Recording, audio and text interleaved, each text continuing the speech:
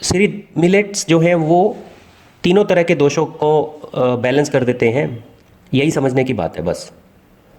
चाहे वात हो, पित्त हो, कफ हो, ये तीनों दोषों को अपने आप सेटिस्फाई कर देते हैं और शरीर को बैलेंस की तरफ लेके जाते हैं। आपको इस बारे में कोई भी डाउट रखने की ज़रूरत नहीं है। और मैं आपको एक चीज़ और बताता हूँ, और ये थोड़ा सा टेक्निकल पॉइंट है यहाँ पर।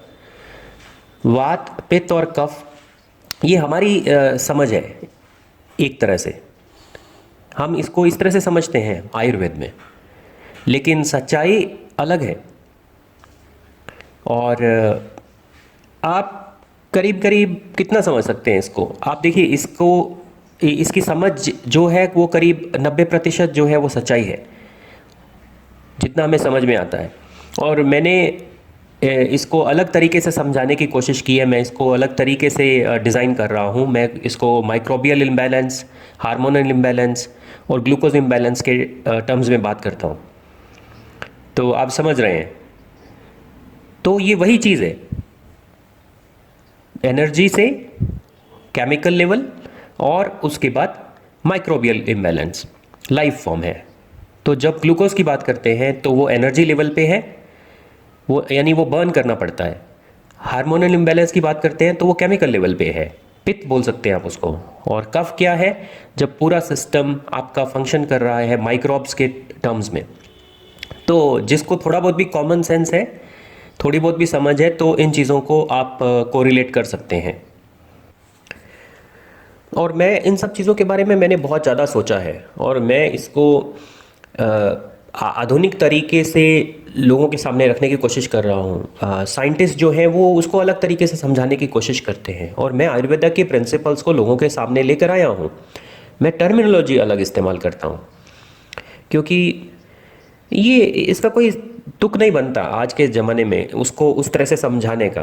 कषायम जो है वो हमारे पुरातन ड्रिंक्स हैं, जिसको मैं लोगों के सामने लेकर आया हूँ बहुत ही सिंपल तरीके से और सही तरीके से, कि सिंगल मेडिसिन, कोई मिक्सिंग नहीं करनी है, और आपको पूरा उसका फ़ायदा मिलेगा, और आप उसको प्रैक्टिस में लाएं।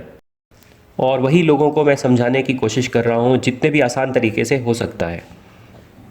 और मैं अपने दिमाग में इस तरह से कोशिश कर रहा हूँ कि जो भी कॉम्प्लेक्स चीज़ है वो मैं आसान तरीके से आम लोगों के सामने रखूँ।